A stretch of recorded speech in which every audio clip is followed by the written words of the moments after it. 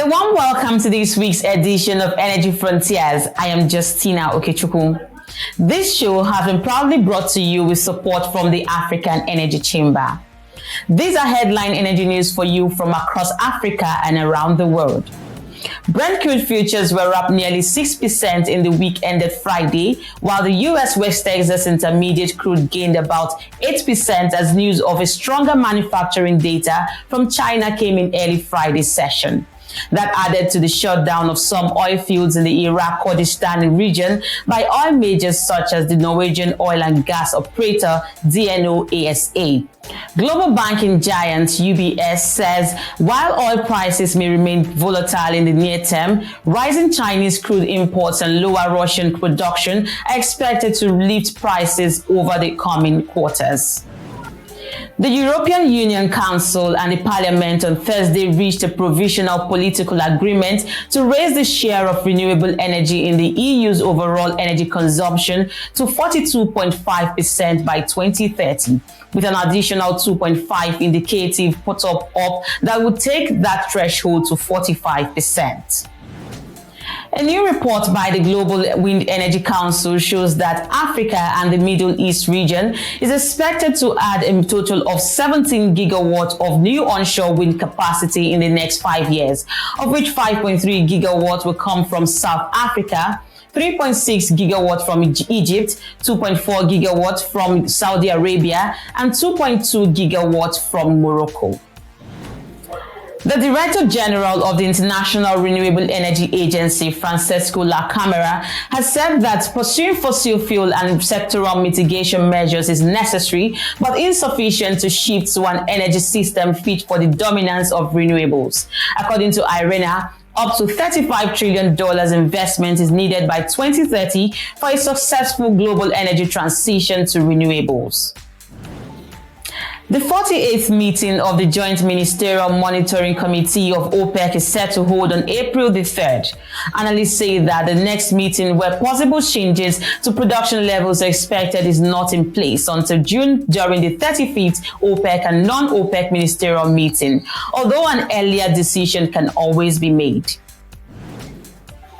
A delegation led by Bernard McKinney, the managing director of South Sudan's national oil company, NIPET, held a meeting with the Abu Dhabi National Oil Company on Thursday on how to grow capacity and partner with the world's top oil and gas producers to derive the maximum benefit from South Sudan's petroleum resources. And that was a snapshot of your energy news headlines.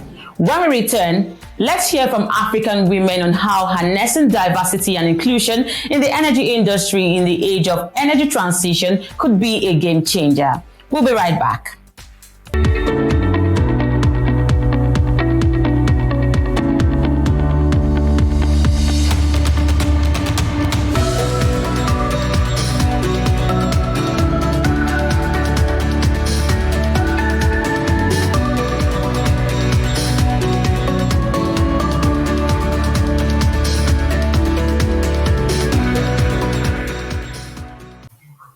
Welcome back to the program.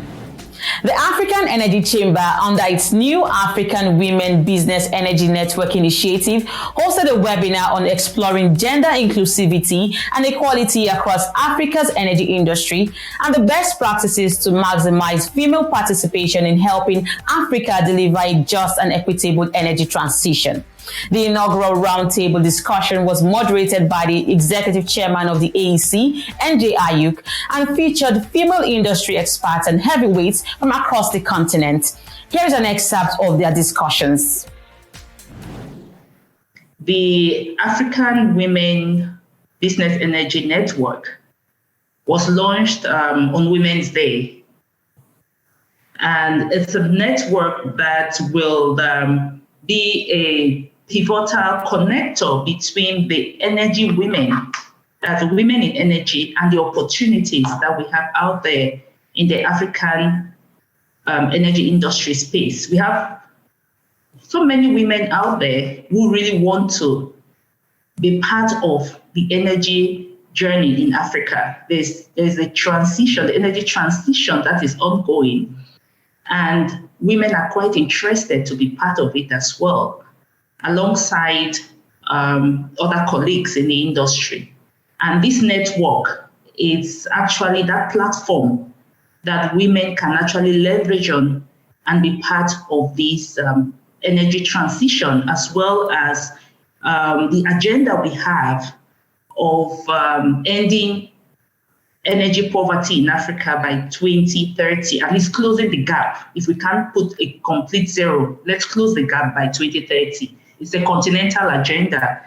And this network is actually there for women to come together and work together. The most important part is for women to come together and we all work together in achieving this goal. We can see that today the organizations have some policies. I think the regulations, the policies should be put in place also. Besides what we have discussed internally in terms of education, the programs, all the other initiatives, because we know exactly what we need. We need to have a very good, in terms of levels and numbers. Today, I'm in organizations that we have about 30% of these inclusions, diversity. 30% is responding our needs. No, we need more. For that, I think policies, some regulations, aside all those programs, educations, and also be sitting with the right people and discuss all those issues. In my experience, and my experience is just 1 year short of 40 years.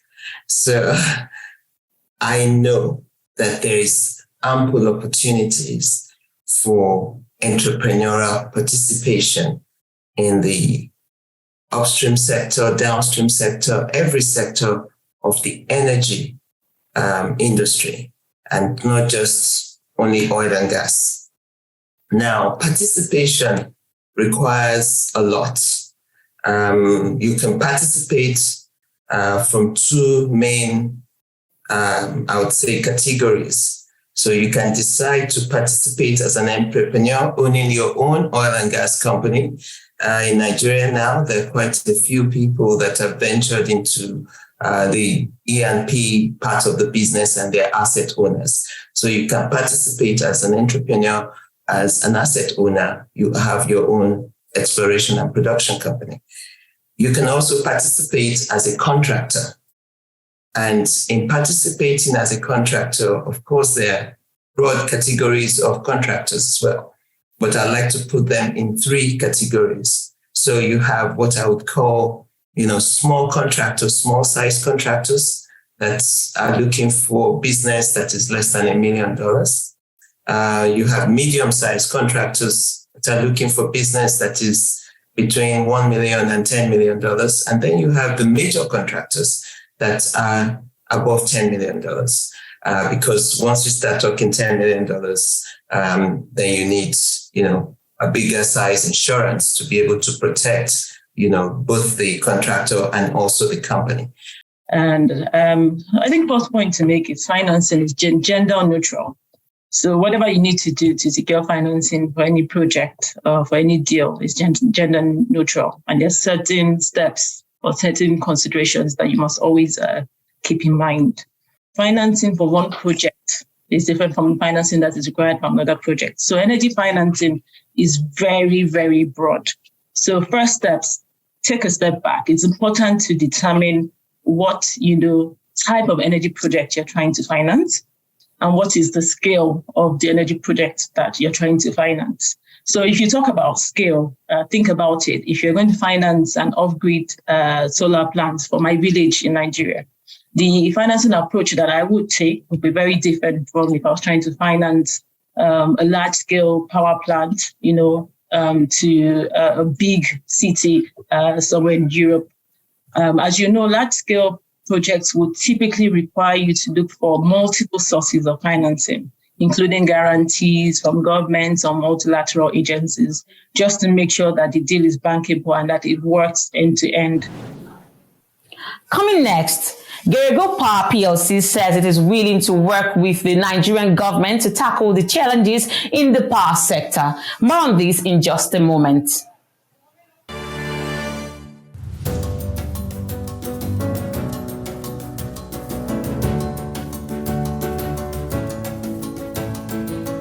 Imagine a future where tomorrow's solutions build a world of opportunities for all, and where human potential is truly realized, where every child has an equal chance in life, no matter where they were born. Imagine the potential of a continent built on low-carbon oil and natural gas and abundant renewable energy. Imagine Mozambique, Angola, Nigeria, Uganda, Senegal, Egypt, Namibia, and Algeria being let free to develop their natural resources without pressure from wealthy countries to leave it in the ground. Imagine an Africa where we cut red tape bureaucracy and provide better fiscal terms so we can compete globally for energy investments.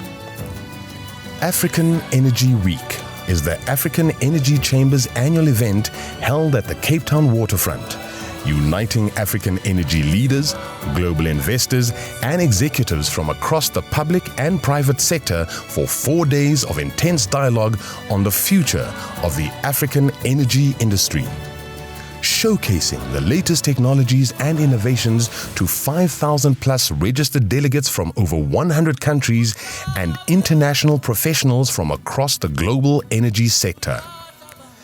Be part of the future of the energy industry and join the energy movement by becoming an official sponsor, exhibitor, delegate, or partner. African Energy Week.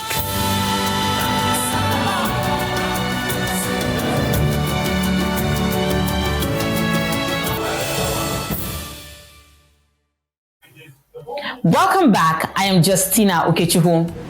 Now, Gerego Power PLC, the only publicly traded Nigerian power generation company, says it has the potential to increase its generation capacity to as much as 1,300 megawatts in 2 years, but says it needs the cooperation of the government to resolve issues in the country's power industry. So I spoke to Doron Grupa, a director at Gerego Power, after the closing gong ceremony on Tuesday at the NGX. Grupa is a professional with years of experience across engineering and management. So what are some of the challenges in the business sector and business environment of the power sector in 2022 that you have been looking to resolve over the past year? Look, I'm in this business here in Nigeria for the last 10 years with Gerego. When we bought the power station from in a tender from the government, we are producing today 450 megawatt. Our dream, our future, to increase the capacity to 1,300 megawatt for the next 2 or 3 years. And it's a big challenge. It's not so easy. We have some obstacles in the way. The problem of gas, the quantity of gas. And we hope that with the government we can solve the problem. We have a great team, professional team. I myself build a lot of power stations in my country and outside.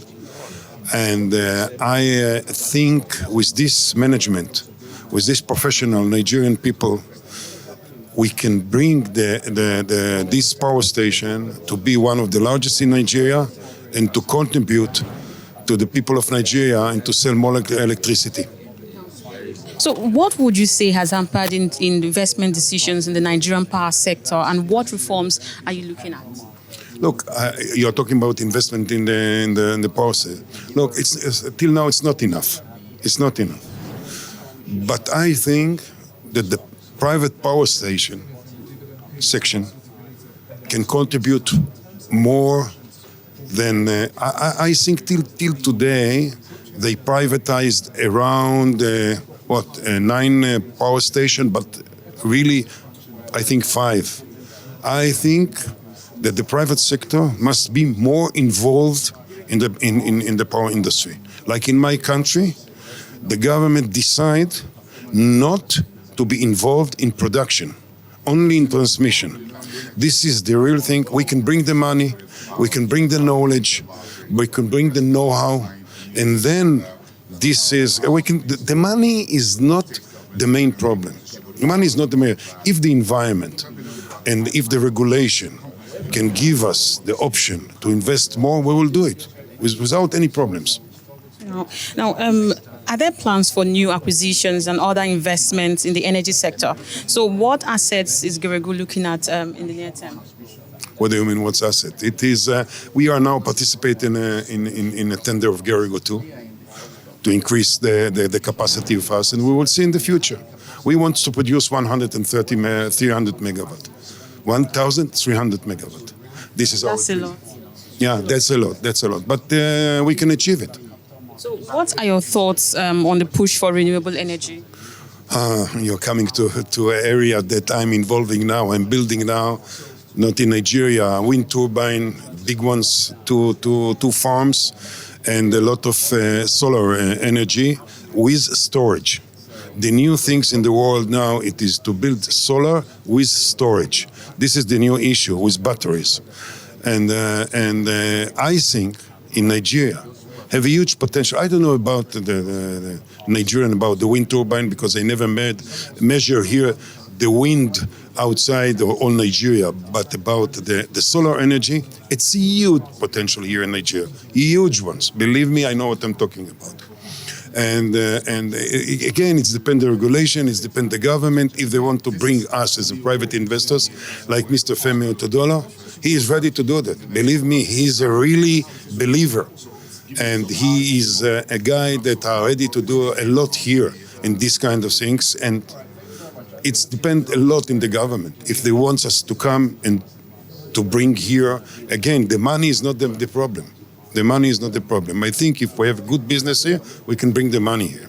So the money is not the problem. It's the money is not the problem. It is the issues. If the government want renewable and give us a good regulation, normal price, then we can do it. Great. So tell me about global developments that you think that will have impact in the Nigerian gas and power sector. Global, it's difficult for me. I'm not a professional in this issue. It's difficult for me to give you an answer about it. Look, Nigeria have a gas, but we don't have enough here for our power stations, and I don't know. We will see. I'm going to ask you one last question. Afrexim's feeder recently completed a 5% share in Geregu, right? Are we likely to see more foreign investments? Why not? Yes, for sure. Yes, for sure. It's very easy. I want to see foreign investors in there, but it depends again. I'm not a shareholder. I'm just a member of the board. And I hope to see more investors in our company. It's lovely to see here what's happened today here. And this company with a very good member on the board. I don't want to talk about myself, but really it's a very, very good team we have here. Especially the management and the professional people in the and I know what I'm talking about. We have a great team, can take it from 450 to 1,300 very easily. And if somebody wants to invest, he is welcome. And other banks and other investors. On Thursday, the African Energy Chamber hosted financiers and energy stakeholders from the United Arab Emirates, the Middle East and Africa at the Dubai International Financial Center for the Invest in African Energy Reception, an exclusive event designed to explore new investment opportunities in the African energy sector. A similar investor reception had been held in Oslo, London and Frankfurt by the Energy Advocacy Organization. Finally, in this edition of the program, this week, the OPEC Secretariat in Austria bade farewell to one of its longest-serving staff members, Diana Lavnik, who served the Commission for 43 years and contributed to the organization's success story. Our team at Energy Frontiers join in saying bye-bye to Diana Lavnik and wish her all the best. And on that note, we say thank you for joining in on the show this week. Remember to follow Energy Frontiers on Frontier Africa Reports website, subscribe to our YouTube and follow us across all our social media handles as indicated on the screen. It's goodbye from me, Justina Okechukwu. I'll see you soon.